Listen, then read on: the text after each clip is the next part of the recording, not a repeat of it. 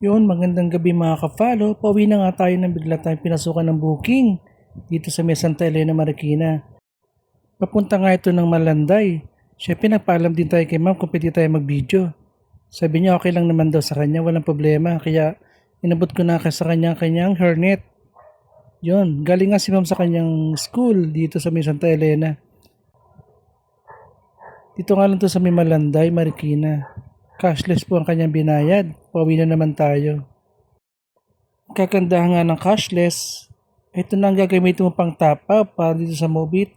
Para makakuha ka ng booking, kailangan mo mag-top up. Kagandahan sa cashless, yun ang nga pinaka-load mo. Ito yung gagamitin mo para makakuha ka ng mga customers. Kaya umalis na rin kami ni ma'am, di na rin kami nagtagal. Paalala din sa ating mga ka-follow na mag-ingat din sa daan, lalo na paggabi. Chill ride lang mga ka-follow dahil ating mga customer ay pagod na rin yan, galing trabaho, galing sa school. Kaya gusto nila mapayapa ang kanilang pag-uwi.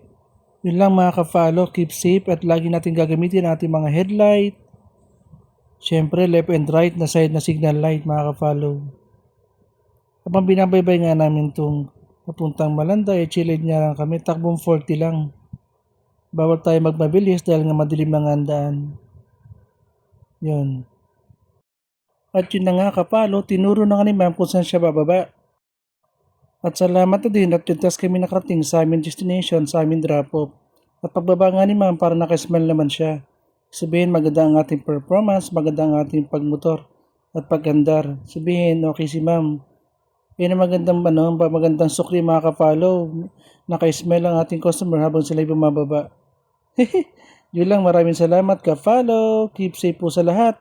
Salamat po sa pagbubok sa aming Move It. Let's go. Keep safe po mga ka-follow.